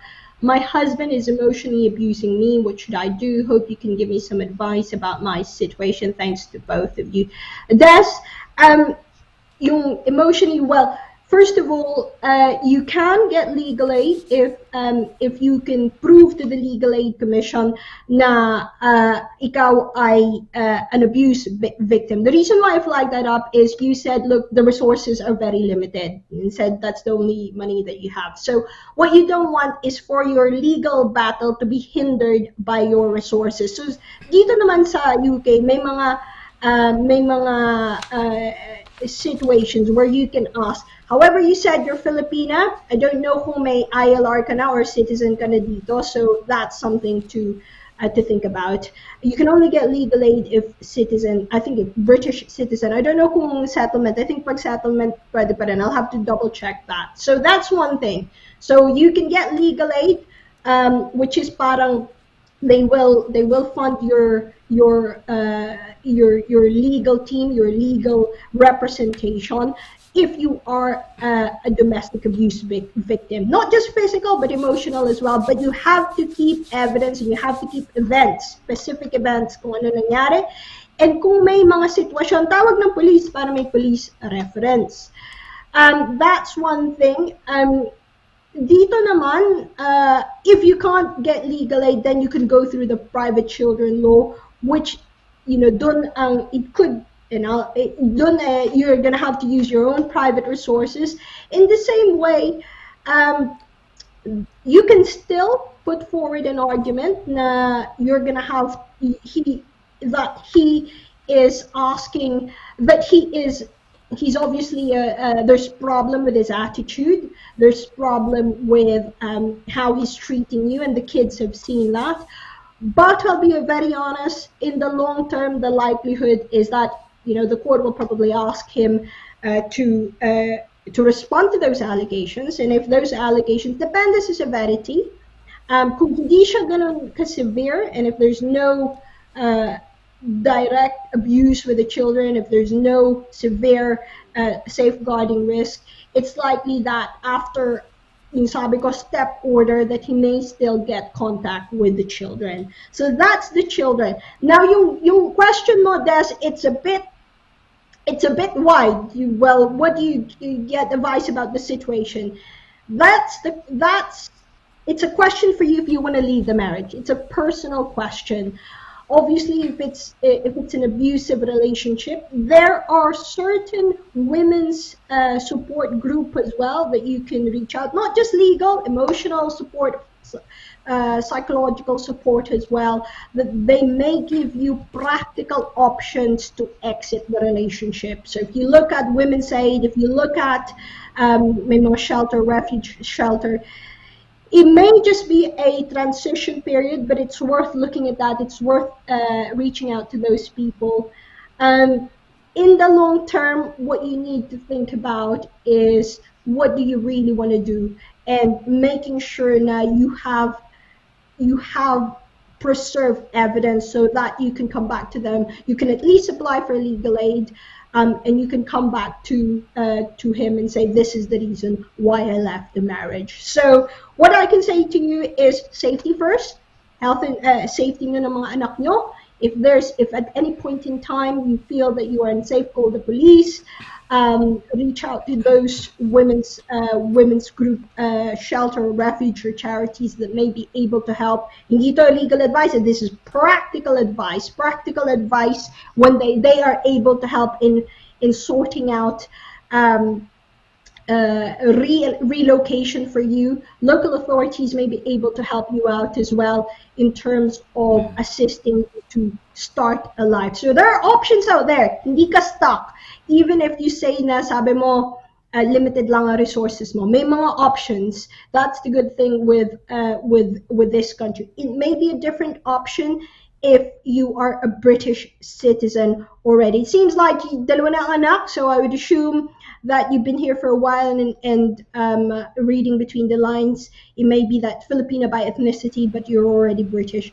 So don't stay in an abusive relationship just because you feel that you do not have options. There are options out there. So contact your local authority. They may be able to help with housing.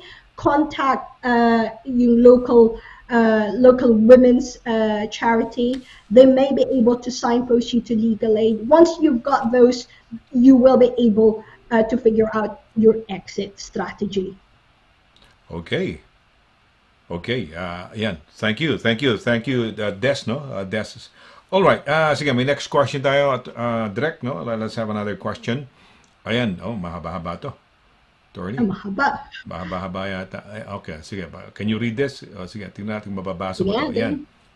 Okay naman, walang problem. Magandang gabi, Attorney Donna and Sir Sonny. I have concern about my landlord or letting agency. May problema po kasi yung bahay na tinutuluyan ko from day 1 up to now. 6 months na po ako. Every time I raise my concerns, parang wala silang pakip or tenants ang biniblame. Day 1 pa lang may surat na, pero they insinuated na kami ang nagdala. Clogged bathrooms and sinks. Nako, they checked and almost a month na wala pa rin pong update. Kung tatawag mo po ako, voicemail lang po natatanggap. Then, you learn that the landlord made up stories. That's why you received no action from them. Ano po ba ang gagawin? 12-month contract po kami. Sa totoo lang po, nakakagalit na po.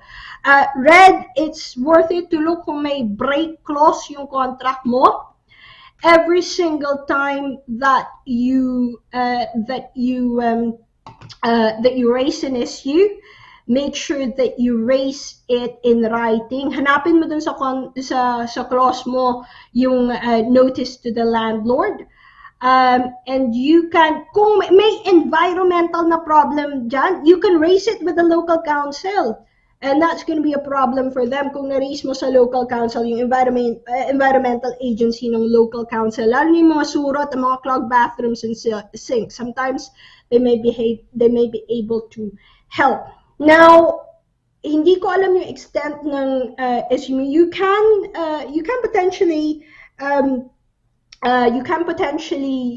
threaten to withhold rent, lalo na kung yung mga bathroom facilities or heating facilities yung hindi nagwo-work. But I would take that with a bit of caution.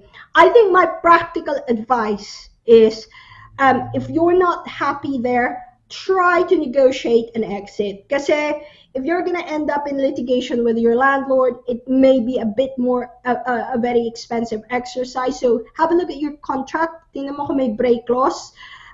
Try to negotiate an earlier release with your landlord.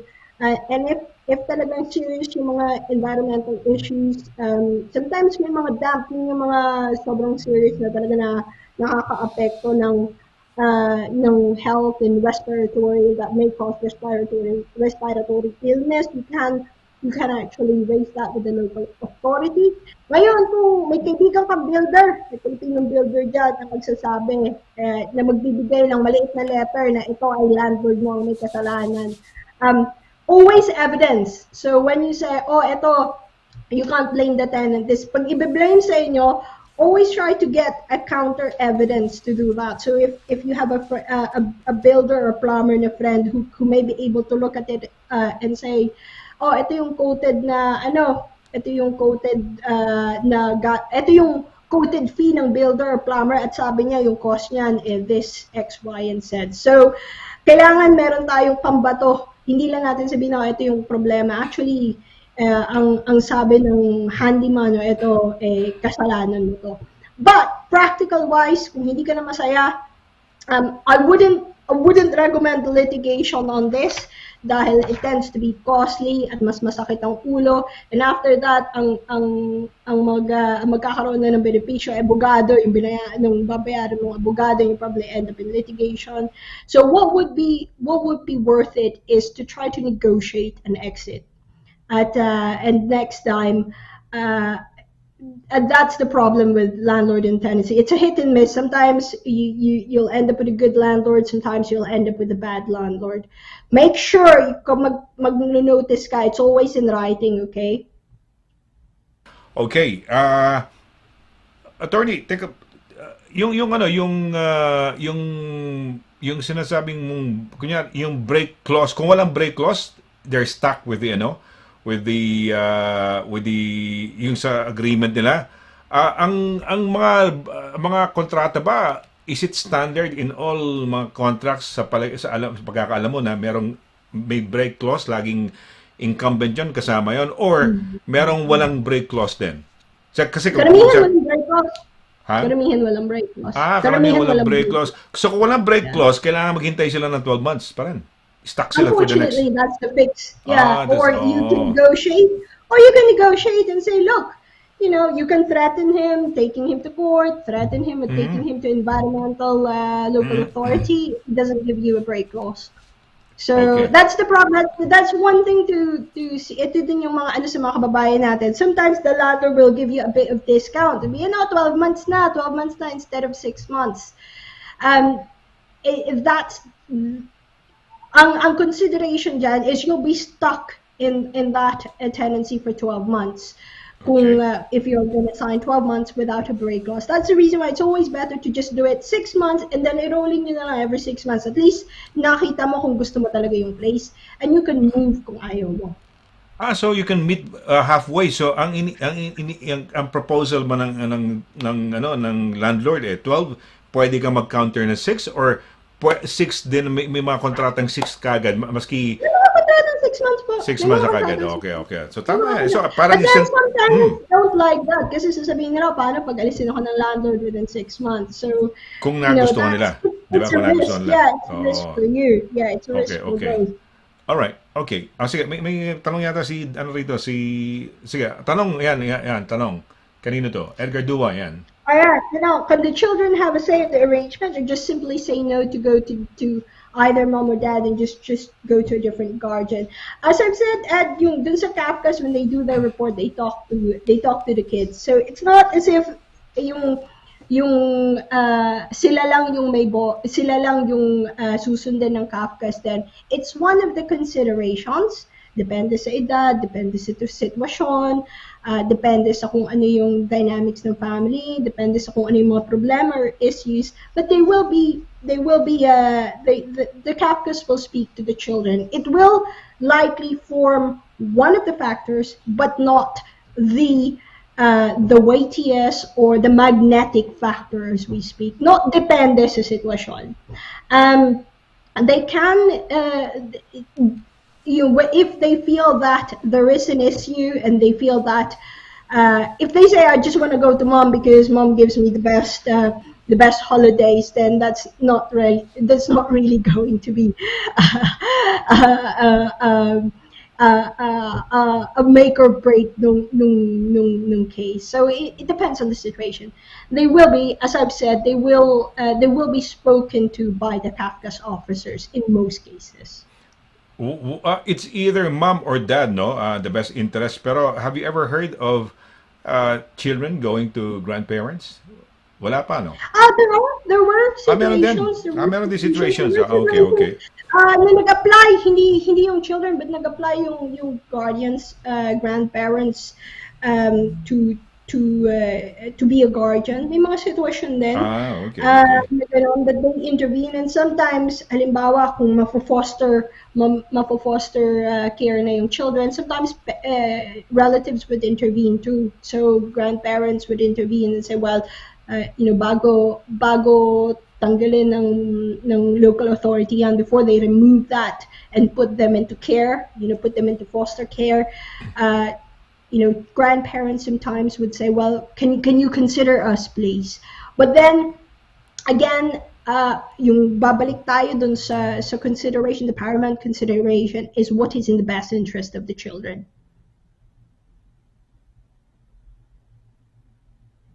Okay, ayan. So, teka muna. All right. Sige. Okay, ito final question may final question tayo dito, no? Si Joy. Si Joy. Yes. Okay. Good evening, Attorney Donna and Sir Sonny. I am pregnant. Well, congratulations, Joy. I've been passed around by your town surgery, no proper information and links. All their apps don't work. Nako, I live 10 minutes away of Basildon Hospital, Essex. Since walang walk-in clinics or hospital, I placed a self-referral application online for a midwife to contact me. That was last week, and up to now, no one has called me. Pwede po bang i-demand or mag-file ng legal action sa hospital? I'm worried because I'd like to know if my baby inside is okay. Thank you, more power to the program. Joy, not on a preemptive. When you file a legal action, dapat may injury na nangyari. Unfortunately, that's the case in terms of legal action. I think there could be somewhere in between a legal action and kung nasan ka ngayon. I think what you can do is to file a complaint at this stage instead of going straight to the court. I think it would be good for you to reach out dun sa local MP mo. Ipaalam mo na ganyan pala ang nangyayari sa inyong sa inyong surgery, and that's something that I think the local MPs can intervene sometimes. With thinking here problem solving, kung pupunta ka sa korte, by the time nakita ng korte yung sitwasyon mo, in the first instance, sasabihin nila, baka wala pang case. The second instance, baka lumabas na yung bata by that time, because courts are at the moment very, very slow. So when we're talking about problem solving, tingnan natin kung sino yung pwede nating malapitan, who could potentially press and lobby for you and for other pregnant women in the town surgery. So maybe go to your local MP, find out, baka may mga ibang mga nakikita mo, baka lalo sa mga comment section, may mga ibang mga pregnant women or people trying to contact the midwifery department, the maternity department, and they're also having problems. So strength in numbers. Reach out to the MP. I think they'll be very interested to know na mag-iisang linggo na hindi ka pa rin they're not dealing with. And also reach out to the complaint department ng inyong hospital. That's what I would do. And I've heard of that, to be fair, I've heard of a lot of difficulties. Hindi lang sa inyo din dyan. May may mga sitwasyon din kami dito na mahirap din talagang anuhin. So, I empathize with what you're going through, Joy. Dapat yan, tama yan, mag-reach out ka, ano, dahil, ano ba yung recent report, di ba, yung, anong hospital yun, na parang napaka walang kwenta o napakapabaya, ano ba yung puro maraming namamatay, mga infants, attorney? Yung recent I don't know, I don't want to say just in case mali ako. Okay. Hindi, nasa balita yan, hindi mo na anohan yun, nasa balita, headlines yun eh. Nagkaroon ng report, there was like, I think I've heard of it here. I forgot the hospital. I just don't want to say the hospital just in case I'm wrong. May hospital na laging maraming namatay na, no? Nag-report na yung mga mothers na di ba, na maraming namatay na bata dahil sa kalang hindi maganda ang caring nila, no? May maraming pabaya. Okay, well, I think John, it's worth reaching out sa MP. Kasi yes, may mga client ako, I've reached out to an MP for a case. I've reached out for an MP for a case and nag-reply. So look out for your local MP. Hanap ka, local councilor mo na babae din, na nanay. That's also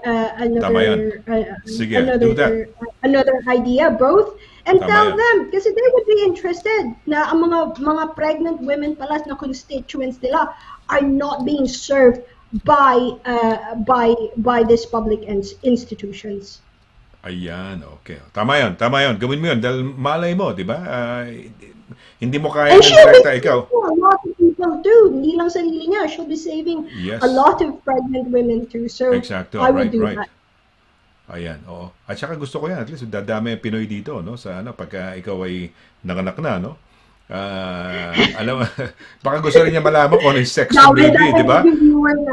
Baka hindi pa niya alam kung ano yung sex ng baby. Curious siya ngayon, di ba? Ini-scan yan eh. So, yeah. Oh, but congratulations, no? Ikaw ay nagdadalang tao. Sabi nga sa Tagalog, nagdadalang tao, no? Okay. May messages tayo rito, no? Mga last few messages natin. Si Edgardo. Ayan. Ano yung sabi niya, Attorney? Coffee. We can have coffee and bread, Mr. Laragan, Attorney Donna in the future. Yun, meriendahan na pala eh. Coffee lang ako. Kaya coffee and blackberries lang, hindi ako nagbe-bread kasi. Walang carbs. Pero nag-bake na ako, attorney, ng nakapag-bake na ako, isang coconut flour at saka isang almond flour. Okay naman. Wow. Nakapag-bake kasi you have to do something na na alternative eh. Dahil syempre may mismong bread. So we are able to have bread, kaya lang ang flour namin either coconut or almond flour. Pero nagawa namin doable. Yes. Very good. Yeah. Okay. Edgar Duay says, magandang gabi. Happy Dagdag Kaalaman Day sa inyong lahat. Hi, Attorney DQ, Legendary SL, Direct PPRP, sa aking mga ginagalang naka-SRB. Ingatan po inyong sarili because no one really will but you. Ayun, Edgar. Edgar, get well soon Get well soon. Hindi, ikaw. Sino? May sakit ba si Edgar? Baka ikaw sinasabihin niya. Nag-post lang may sakit ata si may sakit. Nag-post naman niya, public naman natin. Okay, yes. Magpagaling, Edgar, ha? Ikaw rin, attorney, kailangan na palakas. Ano ba dapat na ginger, yun lang ang mga ginagawa natin. Okay, tinola, dapat tinola. Namimiss ko na yung tinolang manok. Direct, nako, sarap. Attorney, gusto ko yung tinola, namimiss ko na yan, ha? Tinolang manok. Parang nagutom ako, parang hindi ako kumakain sa gabi, pero baka biglang mapasok. Bigla. Nagutom ako sa sinabi mo, attorney, ha? Tinolang manok. Okay, sino to? Si Beck Bisquera Bernardes. Yeah. Hello po, Sir Sonny, Attorney Donna. More power po sa inyo and more blessings po for your good job. Thank you, Beck. Thank you, Beck. Ikaw rin. God bless sa'yo, ha? Sige. Ferrer, Madge, ask for the surgery manager and ask them to do it for you, Joy. Yon, Ferrer, Madge had given that, that advice. Paano kung wala yung surgery manager din, no? Baka lagi ding absent. Punta na tayo sa MP. Sa MP. Punta natin sa MP. But it's such a serious seryoso yun, ha? Ako nakakaano yung mga ganyang, kasi siguro nagwo-worry na yan si Des ba yun? Si Des ata, si Joy. Nagwo-worry na yan kasi she hasn't seen the midwife. So it's, I think it's something that, yung mga local authorities should know about. Dahil kung mahina yung response time nila sa mga ganyang situation, then, there's gotta be something to be done. Baka naman, understaffed sila, so kulang ang funding, and there's gotta be something that the MP should do about it. Tama yan, oo. Okay, alright. So, si Rachel Catuisa Bautista, yan. Thank you, Attorney Donna and Sir Sonny, sa magandang kaalaman ngayong gabi. Maraming salamat, Rachel. Ayan, okay. Si Beck Bisquera Bernarders ulit. Kanina, thank you daw. Salamat, Beck. Okay. Thank you. Thanks. Okay, right. Yeah, tingnan natin yung photo na yun kay Ana Lu. Tingnan natin kung lalabas sa screen nga natin. Ayan. Wala, hindi lumalabas. Meron siya parang ano tawag doon? Direct? Ano ba yung tawag doon? May photo ka or may parang GIF ba yun? GIF ba yan? Or merong yan. Pero anyway, so okay na. Yung may bata na may hawak na heart. Parang normally lumalabas yan doon sa ating isang dati, But anyway, sige, well, napahaba tayo, but exciting din naman kasi yung ating topic, At direct si attorney sinasabi ko na dapat talaga magpagaling ka na, Attorney, baka may mga shoutouts o last messages, may shoutout ka kanina na birthday nung iyong mentor yata, Oh yes, David Scheibert. Birthday niya sa 16th, but he'll be off to his holiday, so meeting him tomorrow. Advance happy birthday kay Mr. Scheibert, David Scheibert. Shout out ko ngayon. And again, thank you so much, Direk Pao. Kanina pa tayo direct. Wag natin kalimutan ang ating Direk Pao. Thank you always for setting us up. If you've got further questions or if you want to give us a call, you can contact me, d.quinto. Actually, nag-work pa rin yan. Nag-update kami, dalawa ng email ko, d.quinto@dvsolicitors.com or DANNA, DANNA.quinto@dvsolicitors.com.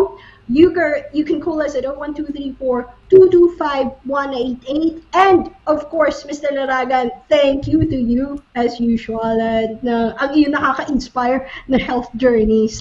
Very slim Laragan ka na talaga ngayon. Very, very inspiring. Naku, thank you. So dalawa na pala, DANNA.quinto at D.quinto. Yes, we're just trying to make it uniform yung mga email. Pero it's still working, yung old. Pero slowly you're taking away the D.quinto.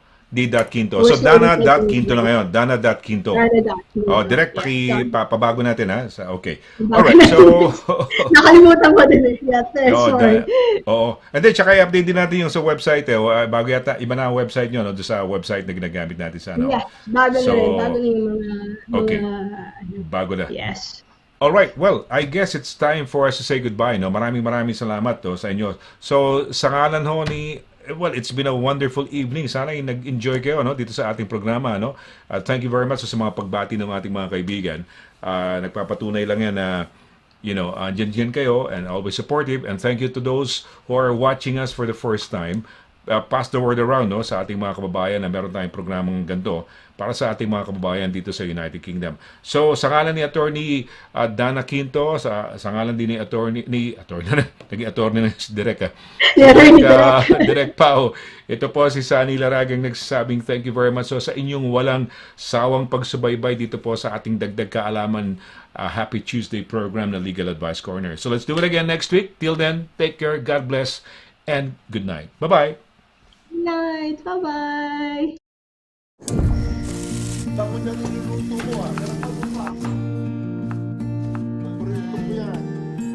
Sa World Remit, naiintindihan namin ang iyong paglalakbay.